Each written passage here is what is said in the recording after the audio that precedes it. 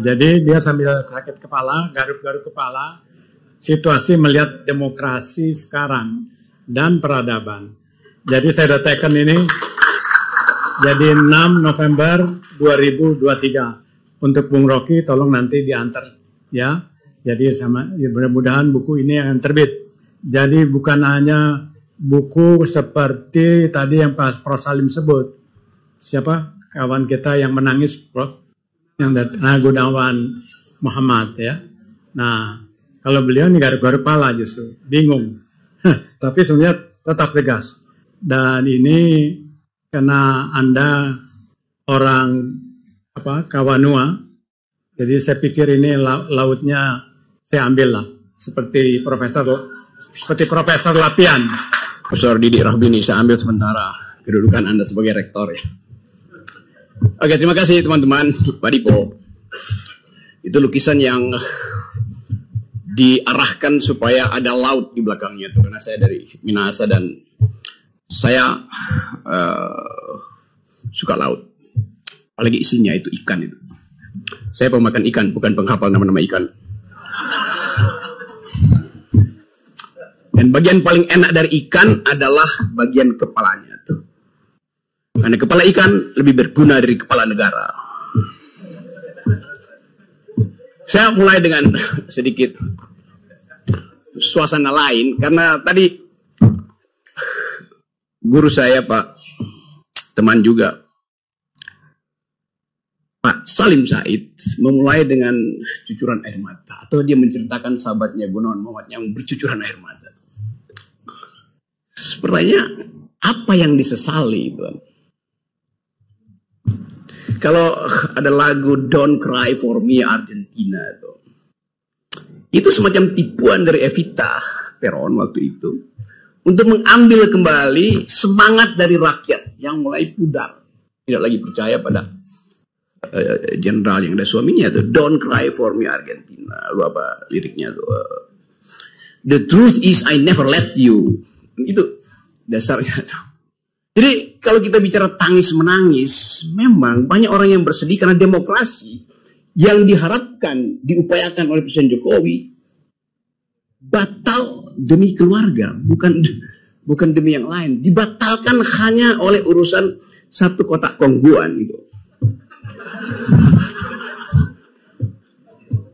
Jadi kita bayangkan, tadi statistik diterangkan oleh Jilal, bahwa ada disparitas. Ya oke lah, disparitas terjadi di mana-mana.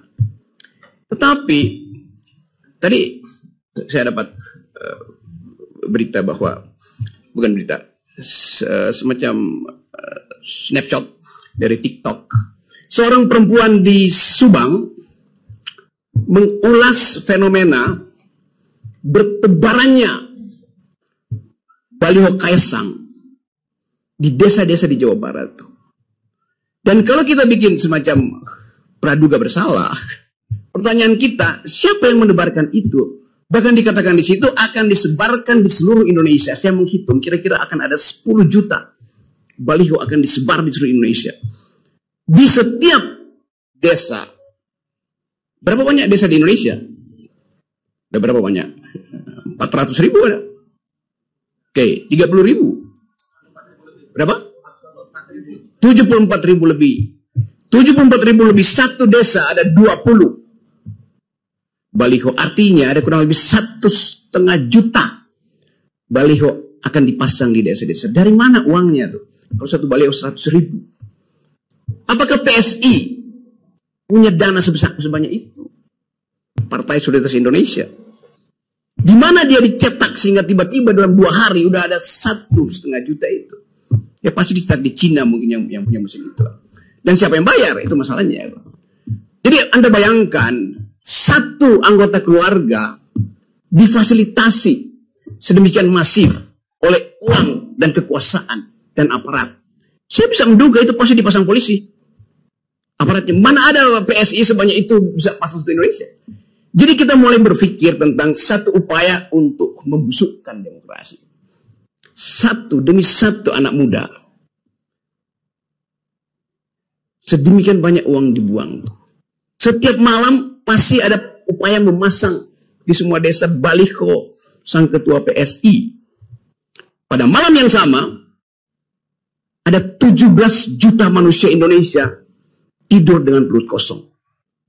Statistik dunia bilang begitu. Kemiskinan di Indonesia, kelaparan di Indonesia tertinggi di Asia. 17 juta perut tidur dalam keadaan lapar setiap malam. Anda coba lihat kontrasnya. Kalau kita bilang bahwa ada kesempatan untuk mengharapkan kecerdasan, mengharapkan kemakmuran. Yang diperintahkan oleh konstitusi pada setiap presiden cuma dua. Cerdaskan kehidupan bangsa, rawat fakir miskin. Presiden siapapun visinya cuma itu. Ngapain nambah visi itu?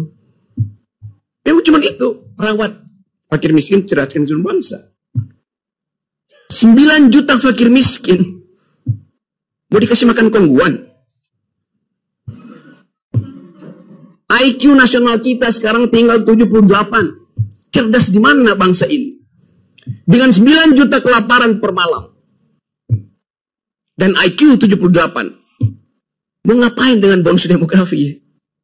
Dari awal kita lihat bahwa pemerintah Presiden Jokowi membatalkan ide utama dari konstitusi. Yaitu cerdaskan kehidupan bangsa dan rawat fakir miskin. Yang ketiga bahkan dicoba-coba ikut serta dalam perdamaian dunia. Presiden Jokowi nggak pernah pidato seperti Erdogan pidato untuk pro Palestina.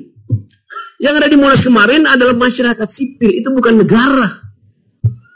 Dan impactnya Pak Jokowi bilangnya kami membela. Ya membela itu tahapan paling awal. Membela tanpa mengirimkan bantuan itu harus omong kosong ke Palestina. Korea Utara ngirim, bayangin, komunis bantuin Islam di Palestina. Dia kirim peralatan perang bahkan. Indonesia, negara dengan mayoritas, hanya bisa kasih nota diplomatik, hentikan ceasefire di situ. Ya semua orang juga bicara begitu. Jadi saya mau lihat suasana ini dari segi tadi.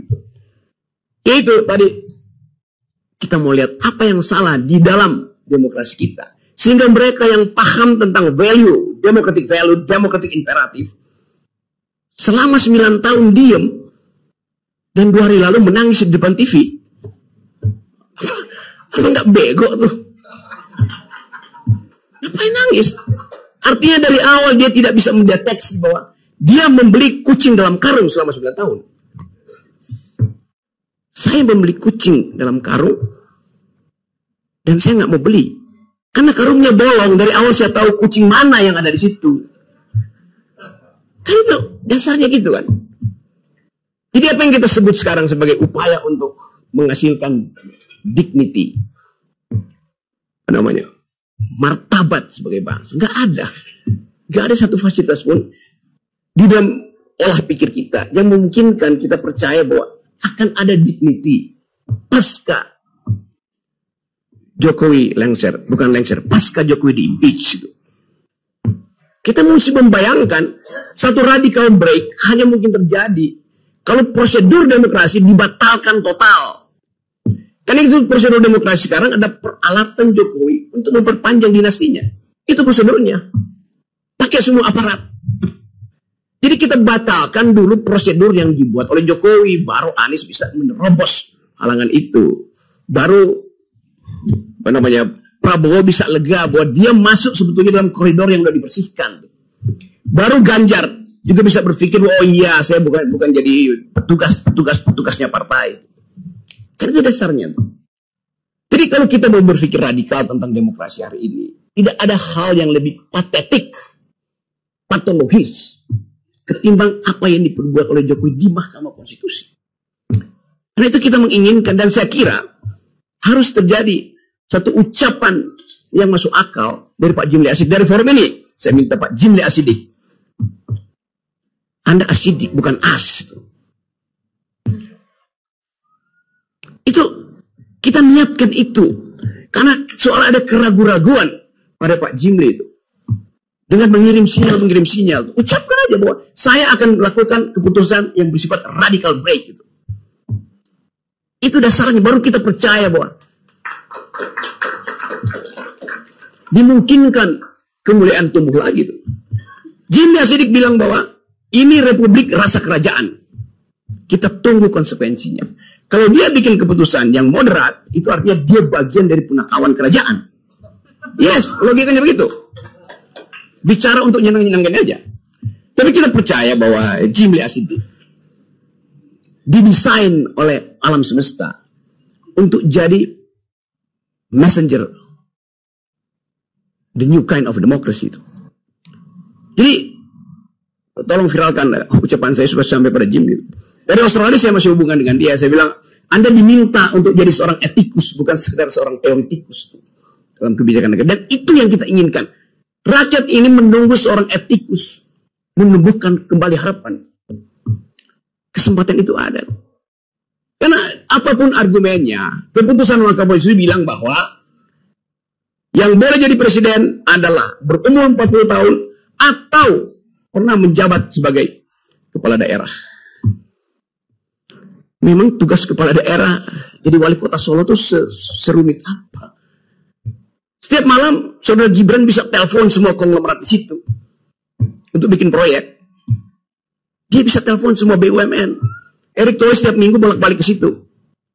Nggak ada susahnya jadi wali kota Solo. Tetapi kenapa itu diistimewakan pada dia? Lebih sulit jadi rektor Pramadina daripada jadi wali kota Solo. Yes. Rektor itu mesti mengasuh pikiran generasi ke depan. Hanya itu. Jadi bayangkan misalnya, kalau Didi Rahbini diusulkan oleh mahasiswa pada Madinah dengan menjudicial review 40 tahun itu dan mengatakan bahwa Didi Rahbini punya pengalaman memimpin para Madinah, punya pengalaman memimpin LP3S, punya pengalaman memimpin Indef, punya pengalaman memimpin keluarganya. Seluruh fasilitas itu dibandingkan dengan kemampuan Gibran memimpin, surplusnya ada pada Didi. Kan itu dasarnya kan. Kalau begitu semua rektor berhak untuk jadi calon. Sekarang kita bikin proposal judicial review baru. Mau nggak MK terima? Kami meminta supaya dengan argumen yang sama, setiap pemimpin universitas berhak menjadi calon presiden. Masih ada waktu 2 hari. Buat duel argumen itu. Itu yang saya maksud. Kita mau uji habis-habisan. Jadi kalau Mahkamah Konstitusi bilang, ya ini kan nggak ada. Itu dari awal. Algoritmanya diarahkan pada Gibran seorang. Itu dasarnya. Sekarang kita mulai mengerti bahwa ada Gibran di situ. Ada Kaisang di PSI. Dulu saya orang pertama yang memberi ceramah di PSI tentang apa yang namanya solidaritas. Diminta oleh Grace Natali. Di samping saya ada si Raja Antoni, yang sekarang nggak lagi raja dia, jadi penunggang kuda. Minta menerangkan apa itu the very idea of solidarity itu. Minta diterangkan apa artinya mawar merah sebagai lambang partai. Bahwa lambang solidaritas itu adalah lambang kesosialan manusia tuh. Lambang yang dimulai sejak kita mengerti demokrasi. Yaitu di suatu pagi di 1789 di alun-alun kota Paris, Raja Louis XVI diuji diktumnya oleh rakyat Prancis. Rajanya bilang bahwa mahkota saya dipasangkan oleh Tuhan dari langit, nggak mungkin jatuh dari kepala saya. Kata Raja Louis XVI. Raja bilang, oke, kita uji. Ditaruhlah kepala raja di atas pisau gilotin, pisaunya dalam 2 detik. Bukan sekedar mahkotanya copot dari kepalanya copot dari badannya. Dari situ kita mengerti apa artinya demokrasi itu. Vox populi suprema lex.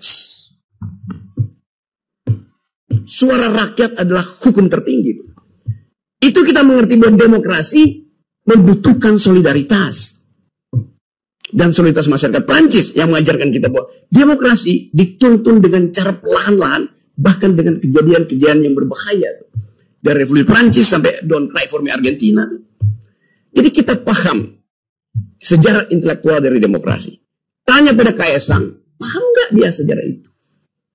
Dia akan bilang, saya paham. Siapa yang buatmu paham? Bapakku. Apa paham bapakmu? Dia nggak tahu. Jadi diturunkanlah kedunguan itu.